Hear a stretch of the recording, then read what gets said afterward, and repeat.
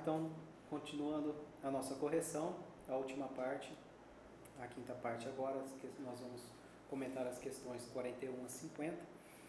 Lembrando que o material para download está disponível no link abaixo e também o botão inscreva-se. A questão 41 é normas de princípios de contabilidade. Tá? Então ele pede para você assinalar a questão correta. Então a alternativa A diz o seguinte: o princípio de competência determina que as receitas e despesas devem ser incluídas na apuração do resultado do período em que efetivamente ocorrerem os recebimentos ou pagamentos respectivos. Aqui já tem uma informação falsa, porque o princípio da competência, as despesas e as receitas devem ser geradas no período, não pagas ou recebidas. Okay? Então, e ele continua aqui, de acordo com o regime de caixa, sendo lançadas despesas mediante o pagamento de gastos, receita mediante recebimento de entradas. Então isso aqui não tem, a informação é falsa. B. O princípio da continuidade pressupõe que a empresa deverá existir durante o prazo em que o ativo for superior ao passivo e terá seu patrimônio contabilizado ao custo corrente. Não tem nada a ver essa informação de ativo maior que passivo. Tá? Letra B, falsa. C. O princípio da oportunidade refere-se ao processo de mensuração e apresentação dos componentes patrimoniais para produzir informações íntegras e tempestivas. A falta de integridade e tempestividade na produção, na divulgação da informação contábil pode ocasionar a perda de sua relevância. Por isso é necessário ponderar a relação entre oportunidade e confiabilidade da informação.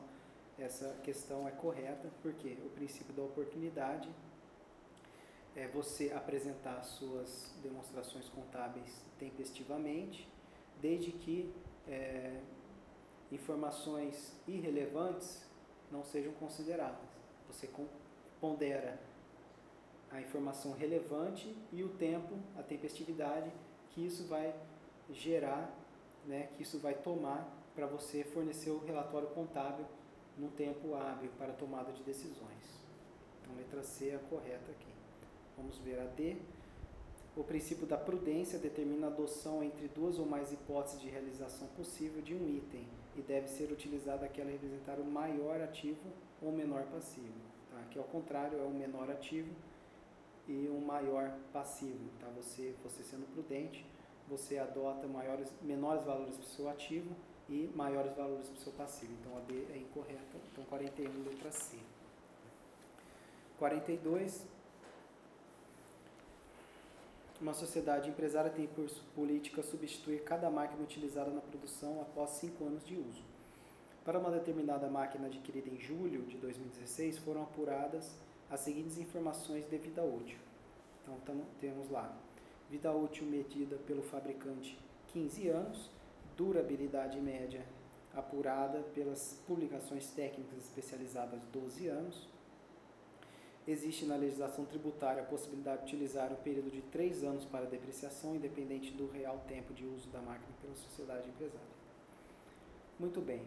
Considerando os dados informados e de acordo com a NBC 27 ativo imobilizado, a vida útil da máquina a ser adotada para fins de registro contábil e da depreciação será D. Aqui, gente, vocês têm que observar o seguinte: independente de informação de fabricante, de informação de depreciação fiscal, a empresa ela deve depreciar suas máquinas, seus ativos, pelo tempo a qual ela julgar que vai ser utilizado para uso. Okay? Isso é regra geral, de acordo com a norma brasileira ativo imobilizado. Então, a vida útil que a empresa vai utilizar é de 5 anos, que é que está no primeiro tópico lá da questão. Uma sociedade tem por política utilizar cada máquina a cada 5 anos. Okay? Então, é essa informação que nós vamos ver aqui na resposta. Letra B, 5 anos por ser o período de tempo durante o qual a entidade espera utilizar o ativo sujeito à revisão anual. Anualmente, a empresa está sujeita a fazer a revisão pelo valor recuperável do ativo. Então, a letra B é a correta. Questão 43. Questão 43. De acordo com a NBC TG 28, propriedade para investimento não é exemplo de propriedade para investimento. Então, eu coloquei na norma, na tela que vocês estão vendo aqui do lado, O item 8 dessa norma, ela tem os itens de A a E, citando o que são exemplos de propriedade para investimento. Então vamos ver aqui nas alternativas. A. Propriedade arrendada a outra entidade sob arrendamento financeiro. Eu não encontro essa alternativa aqui nos exemplos. Tá? Entretanto, no item 9 da norma, ele diz o seguinte: seguem exemplo de itens que não são propriedades para investimento, estando, por isso, fora do alcance desta norma. Então, lá no item E do item 9, né, da norma, eu tenho propriedade que é arrendada a outra entidade sob arrendamento financeiro. Você tem uma propriedade que você arrenda a outra entidade por arrendamento financeiro. Não é propriedade para investimento. Então, isso aqui, 43, é a alternativa A, que não é exemplo de propriedade para investimento. Por quê? Essa propriedade não é mais sua. Você arrendou sob arrendamento financeiro, é como se você tivesse vendido sob um empréstimo. Essência sobre a forma. Né? Pela essência, você vendeu o ativo e está arrendado, financeiro para outra empresa ou para outra pessoa. Ok? Então, o restante aqui, a B, terreno mantido para futuro uso. Né? Isso aqui é uma propriedade para investimento. C, terreno mantido para valorização de capital a longo prazo também. E letra D, propriedade que esteja sendo construída ou desenvolvida para futura utilização como propriedade para investimento. Tá? Então, a letra A é a que não é exemplo de propriedade de investimento. Questão 44. Uma equipe de profissionais de auditoria independente foi contratada para auditar demonstrações contábeis de uma sociedade empresária cuja atividade é compra e venda de mercadorias. Ao realizar os procedimentos de auditoria no estoque de mercadorias, os profissionais de auditoria confeccionaram o seguinte papel de trabalho. Então, tem lá na tabelinha a mercadoria 1, 2, 3 e 4, quantidade inventariada, o custo de cada uma e o custo realizável líquido total. Tá? Então, ele vai perguntar o seguinte: a quantidade inventariada corresponde exatamente à quantidade de mercadorias constante no sistema informado do controle de estoque, então a quantidade está ok. Tá? O que precisa fazer? O ajuste ao valor líquido, ao valor realizável líquido. Né? Então vamos lá. Após avaliar as informações evidenciadas no papel de trabalho e considerando-se que a empresa não havia realizado nenhum ajuste, os profissionais de auditoria devem requerer à sociedade empresária que faça o quê? Ajuste ao valor realizável líquido. Né? Agora, qual valor que deve ser feito esse ajuste? Na tabelinha vocês vão perceber que o item 1, eu tenho o valor do custo total de R$8.000 e o valor realizável líquido 10.000. Então, está o valor de venda, isto é, o valor de venda líquido das despesas de venda, está acima do custo. Então, eu não tenho que fazer nenhum ajuste aqui. O item 2, eu tenho valor de custo total R$1.800 e o valor líquido de venda, né, o valor realizável líquido, R$1.500. Então, eu tenho que fazer um ajuste de R$300 aqui, tá, por estar abaixo do custo. O item 3 e o item 4, né, o custo está abaixo já do valor realizável líquido, então esses dois também eu não faço nenhum ajuste. Então, a alternativa correta aqui é a C, porque ajuste equivalente à redução ao montante de R$300 referente ao saldo do estoque de mercadoria da mercadoria 2. Questão 45, também de auditoria. Um auditor realizou trabalhos de auditoria contábil e obteve evidência de auditoria apropriada e suficiente. Detectou, todavia, que a entidade auditada não houvera conduzido os testes para determinação do valor realizável líquido em seus estoques, de acordo com o determinado pela NBC TG 16 estoques. Apesar de seus questionamentos, os referidos testes seguiram sem realização. A sua análise conduziu a concluir que a distorção é relevante, mas não generalizada nas demonstrações contábeis.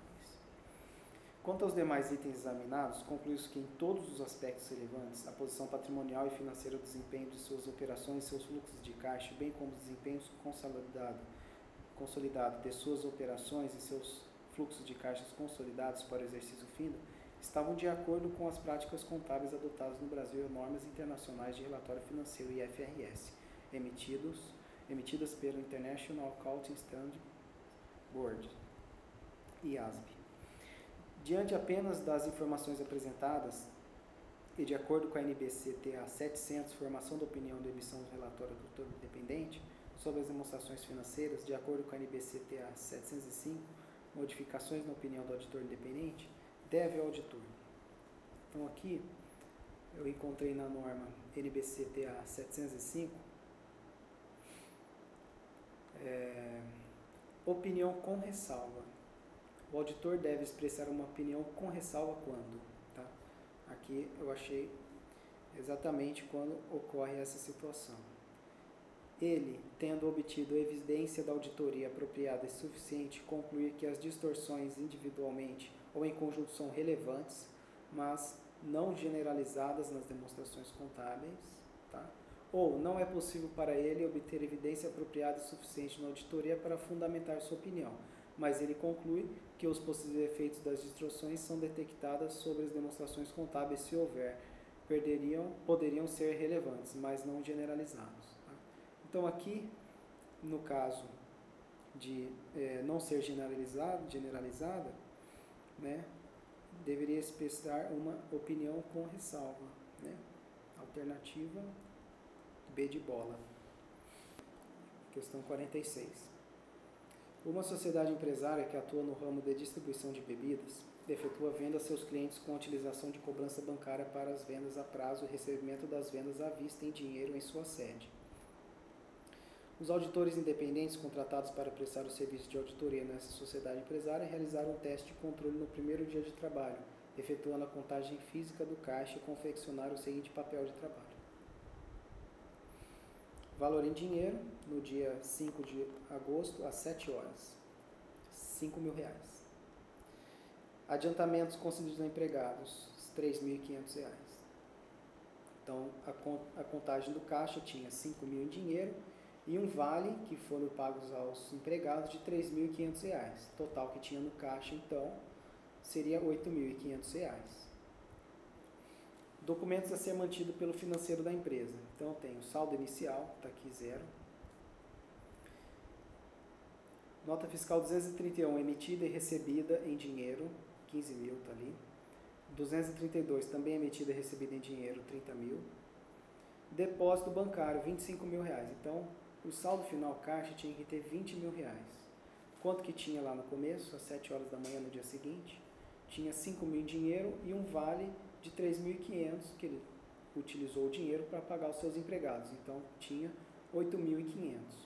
20.000 menos 8.500 gerou aqui uma falta no caixa de R$11.500. Então, considerando a NBC 330, resposta ao auditor dos riscos avaliados e aplicação do teste de controle, o resultado apurado foi falta no caixa no montante de R$11.500, alternativa A. Questão 47. É uma questão judicial envolvendo a cobrança de uma dívida. O perito contador foi chamado a calcular o saldo devedor de um empréstimo com os seguintes dados. Valor do empréstimo concedido 200.000, data da liberação 31 de maio, encargos contratuais, juros compostos de 1% ao mês, vencimento do empréstimo 31 de maio de 2013. Pagamento. Parcela única no vencimento do empréstimo, juntamente com os juros. Tá? Então, concedeu 200.000 de empréstimo em 31 de maio de 2012, a juros de 1% ao mês, juros compostos, e pretendia receber em 31 de maio de 2013 os 200.000 mais os juros. Okay? O devedor realizou duas amortizações parciais, sendo a primeira de 50.000 em 31 de maio, isto é, no dia do vencimento. Venceu os 200.000, ele pagou só 50, ele tinha que ter pago 200.000 mais os juros. E a segunda é de 60.000 em 31 de maio de 2016, 3 anos após. Né? Depois de 3 anos que ele estava devendo 150.000 mais os juros, porque ele pagou só os 50, ele agora fez um pagamento de 60.000. Para fins de análise da questão, um dos quesitos formulados pelo juiz indagava qual o saldo final em 31 de maio de 2016, com aplicação dos encargos contratuais até o vencimento, e juros simples de 1% ao mês calculado sobre o saldo da dívida em 31 de maio de 2013, para o período seguinte. Tá? Então, o que nós temos que fazer aqui? Em 31 de maio, de 2012 é R$200 mil o valor emprestado a juros compostos de 1%. Quais são os encargos? Após um ano, né, o valor da dívida vezes 1 mais a taxa, né, o valor da dívida vezes 1,01 elevado a 12. Esse vai ser o montante final de 225.365. Esse seria o valor que ele teria que ter pago para quitar toda a dívida em 31 de maio de 2013. Entretanto, em 31 de maio de 2013, ele pagou apenas 50 mil, ficando devendo 175 mil reais, sendo o principal e o encargos. Os juros estipulados pelo juiz a partir de 31 de maio de 2013 é 1% ao mês, juros simples. Então, eu vou pegar 175 mil vezes 1% vezes 36, porque 3 anos após, 2013, 14, 15, 16. Deu um total de juros de R$ 63.131. 238 é o valor total da dívida, menos 60 mil do que ele pagou, né? Que ele disse que ele pagou uma segunda parcela de 60 mil. Sobrou um saldo devedor de R$ 178.496, que é a alternativa B de bola. Com base nos dados apresentados, o valor a ser informado em resposta ao quesito formulado é de aproximadamente R$ 178.496. Agora a questão 48. Em uma decisão de liquidação de sentença no valor de R$ 85 mil, o juiz determinou que o perito contador calculasse o valor devido com incidência de juros moratórios, calculados com juros simples, nos seguintes períodos e parâmetros. Então, nós temos o período 1º de fevereiro de 2001 a 31 de março de 2002, 0,5% ao mês. E de 1º de abril de 2002 a 31 de dezembro de 2002, 1% ao mês. Considerando o mês comercial 30 dias na situação apresentada, o valor total devido ao acrescido de juros moratórios será de.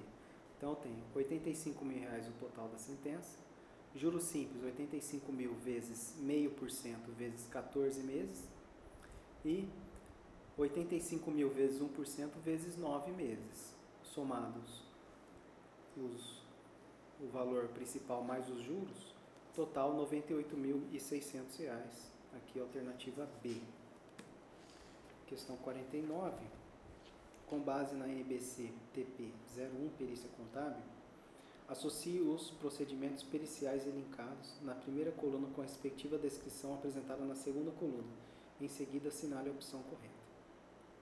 Então, nós temos, primeiro, exame, segundo, vistoria, terceiro, indagação, quarto, mensuração. Então, vamos lá. Diligência que objetiva a verificação e a constatação de situação, coisa ou fato de forma circunstancial. Então, diligência é o quê? É considerada vistoria, tá? Diligência que objetiva a verificação. Então, o primeiro aí é 2. Análise de livros, registros de transações e documentos. Análise é igual a exame. O terceiro aí, qualificação e quantificação física de coisas, bens, direitos e obrigações. É o que? Mensuração, porque qualificação e quantificação, mensuração. 4. E a última, busca de informações mediante entrevista com conhecedores do objeto do fato relacionado à perícia. Aqui é indagação, que é busca de informações mediante entrevista. Alternativa correta aqui, letra D. E a última questão, uma questão de português, vai ter o texto aí para vocês depois pausarem o vídeo para ler, fazer a leitura, ou então podem baixar a prova no site da Fundação Brasileira de Contabilidade. E ele pergunta no final do texto qual que é a tese defendida. A tese defendida no texto está explicitada no trecho. Então, em que trecho que está a tese que está defendida pelo texto? Tá? Pela análise aqui do texto, eu particularmente, encontrei a resposta na alternativa D, que é o último parágrafo praticamente. O último parágrafo ele fala de todos os negócios deveriam ter um propósito social, além de retorno financeiro, mensurar o impacto social é fundamental.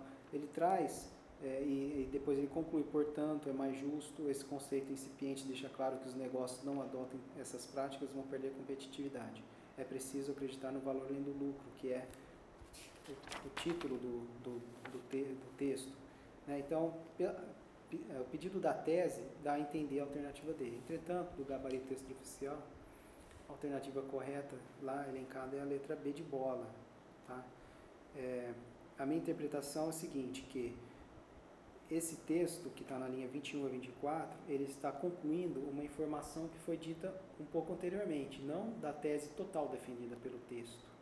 Tá? Que ele fala assim, entretanto, tem ficado cada vez mais clara a importância de se adotar uma estratégia de negócio que esteja verdadeiramente vinculada às populações por elas afetadas, com retorno financeiro, mas também com retorno social e ambiental de suas ações. Tá? Então ficou aqui a dúvida entre a D e a B, que está no gabarito extraoficial. Bom, gente, então aqui a gente termina a correção do exame. Deixem aí sugestões e críticas aí para a gente melhorar os nossos vídeos. E peço aí para vocês se inscreverem e receberem novidades. Nós temos aí o portal Fórum Contábeis, que tem um tópico específico que nós estamos trabalhando lá, discutindo apenas questões do segundo exame de suficiência 2016. Muito obrigado.